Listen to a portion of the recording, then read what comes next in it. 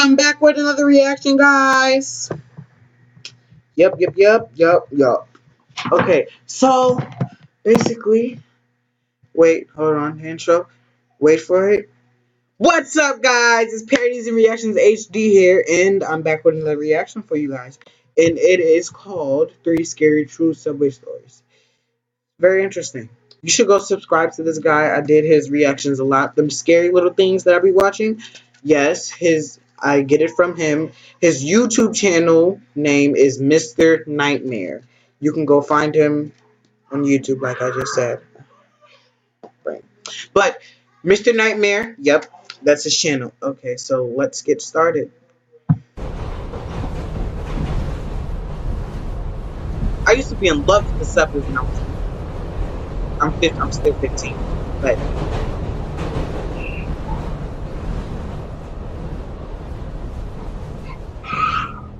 Number 3.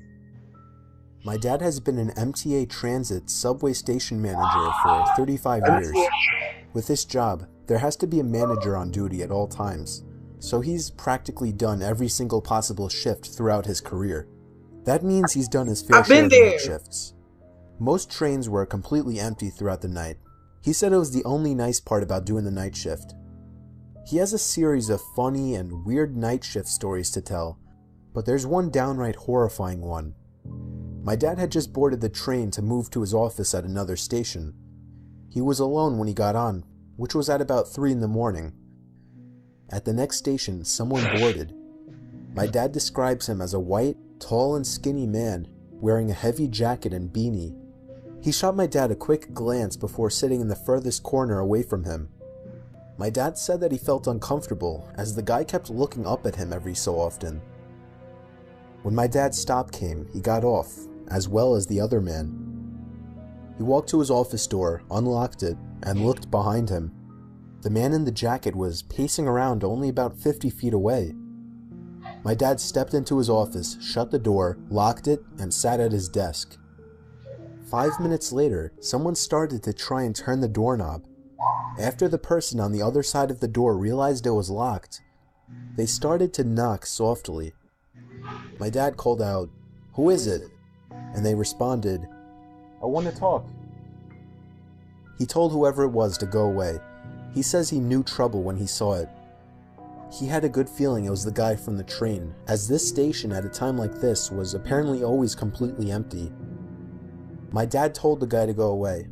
He continued to knock for a good 5 minutes. My dad finally pulled up the security camera screens and brought up the camera pointed to his office door. Sure enough, there was the guy from the train, wearing the jacket and beanie. Coincidentally, as soon as my dad brought up the camera, the man walked away. So my dad did whatever his work consisted of for about half an hour in that office. Before leaving to catch the next train, he checked the camera to make sure that the weird guy wasn't out there. He locked up and walked down the stairs to the train platform, where he got on the train right away. Looking out the window, he saw the guy from before walking down the stairs to the platform, and then stepping on the train into the same car as my dad. He sat down on the opposite side, a few seats to the right. My dad tried to look away and pretend not to notice him, but he knew the guy was staring at him.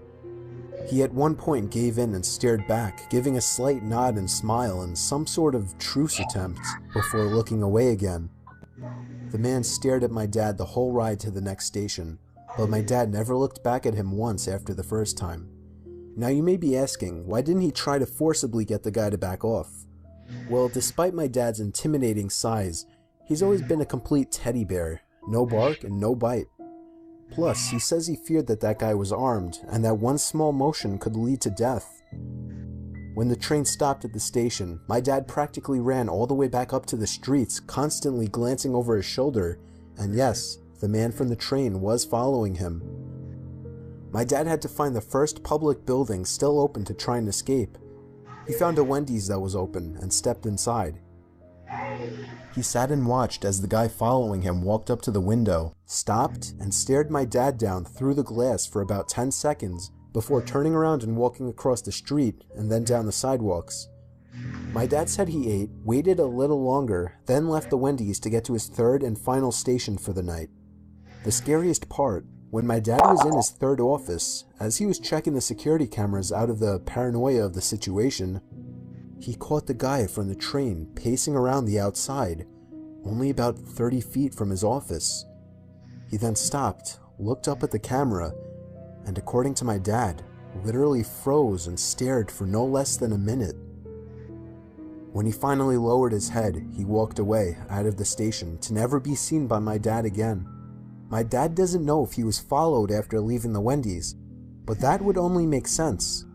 The guy was clearly disturbed, possibly homeless and or dangerous, and who knows what he actually wanted with my dad. Number 2. Me and my 3 friends were in New York around Christmas time. We didn't finally decide to leave until about maybe 2 in the morning. We got on the first train that we could catch, and as expected, it was empty. We were pretty sobered up by then. Then there was a sudden commotion in the next car over. We had peeked through the glass in between the cars, and there were 2 hooded men, or maybe teenagers, standing obnoxiously close to a woman sitting in one of the seats who was screaming for help. I suggested that we go over and kick their asses, but as me and a buddy got a closer look, we saw they were armed with handguns. I pushed all my friends to get to the next car over, away from the armed men. I took a look back and saw one of the men pointing at us before starting to follow. We ran through at least 3 different cars with the men following us before the train finally stopped at the next station. We all booked it through the old station to the nearest place we could hide. I got separated from my friends, so I went to hide behind a garbage can. I could hear my chaser's shoes hitting the tiled floors, so I knew I had no time to find a better hiding spot. I peeked through the opening at the top of the bin. I could get a better look at them now. One was black, the other was Indian, and they were both really young looking. I was sure they were only trying to rob us, until I heard one of them say, "If you find them, kill them." I hope you understand why I almost gave away my position in reaction to hearing this. With a gasp and almost pulling the garbage bin down with me as I returned to cover, I consider it a miracle neither of them caught me. They left the area. I took notice that they didn't have their guns drawn at that moment. I ran in the opposite direction of the 2 and quickly caught my friends who were waving me over from behind a large pole. I took cover with them behind another pole not far from that one, and we waited for as long as we thought necessary. The big shock to this story, though, was when we caught glimpse of the woman from the train, who we thought was being threatened by the 2 men, walking over in the direction of the men and then calling something along the lines of, "Where are they? Don't tell me you didn't get them." The 2 men reappeared from beyond a corner, walking over to the woman. The rest of what they said was too low to pick up on.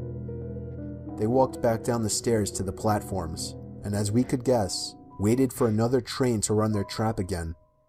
At the very least, we called the police and reported what was going on, but I have no idea if they were ever caught. Number 1. My name is Danny, I'm 22 years old, and this was the most horrifying experience of my life. I live and work in New York City, but I don't have a car, so my main mode of transportation is the subway. It was a Saturday night. I was on my way home from a party in the middle of the night. I did this about every other weekend, so I was completely fine with taking the subway alone at night. Walking down the steps, entering the underground without a soul in sight, it was always a bit chilling. This specific station was very tightly spaced. As I was walking, I could almost feel as if I were being watched or followed, along with the occasional echoing bang-type sound emitting from an unknown location. I was early for the train, so I sat on a bench and waited. This is something straight out of a horror movie. I heard this exact phrase. "Psst, over here, buddy." There was somebody standing on the tracks inside the tunnel, poking his head out and looking at me. It was a filthy-looking man, I'd say in his early 40s. He gave me a smile, a horrible yellow smile with at least 3 teeth missing, and I could tell that even from where I was sitting. I did the best I could to pay no attention to him, but he wouldn't go away. There was laughing coming from inside the tunnel, and then another disgusting-looking man stuck his face out as well. This man gave me a nasty smile as well, before telling me to come hang out with them in the tunnel. The way they stared at me though, their eyes wouldn't even move. It's as if their sight was locked onto me. I resumed doing the best I could to ignore them and just wait for the train. I noticed in my peripheral vision that one of the men moved away into the tunnel, returning moments later with another face. I had to look again. There was a third face, but this one was hunched over and lifeless. It looked like one of the men were holding the guy's face up. The sound of the train approaching felt like 1,000 pounds off my shoulders. I got up ready to board the train, but when I got closer to the edge of the platform, I nearly threw up at the sight. The two men were going back into the tunnel, but the second man in the back was holding something in his hand. A head. Just a head. Like a decapitated head. They disappeared from sight onto the side of the tunnel. As the train stopped, I got into the first car, planning on warning the conductor, but no later than after we left the station. I didn't want to be there a second longer. As the train began to move, I saw legs moving down the stairs to the platform, but that was it. I didn't get to see who it was. But what I did get to see, as the train moved into the tunnels, I caught a glimpse of a group of men, hunched up against the railing, inches away from the train window, and they were all looking right at me. I knocked on the conductor's door like a madman, screaming it was an emergency. He opened up and I explained what I just saw. He radioed to somebody in charge of the station, as well as another higher-up of the company, who I'm sure took care of it, or contacted the proper authorities or security, whatever. It seemed to take ages for my stop to come, but when it did, I practically had to hop in my walk from relief. I have since been to one party at the same friend's house, but I skipped that station. I decided it was worth it to take the extra long walk to the next station. I don't know if weird shit happens often in the subway at night.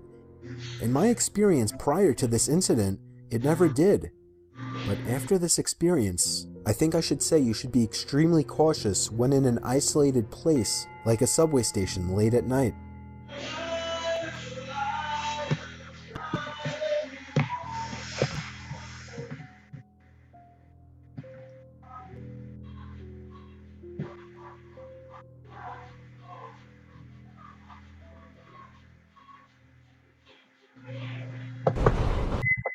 Oh, sorry guys. That was scary but shocking. I don't think I want to ride this subway anymore. I really love the MTA though. Their prices go up too much. But thanks guys for watching.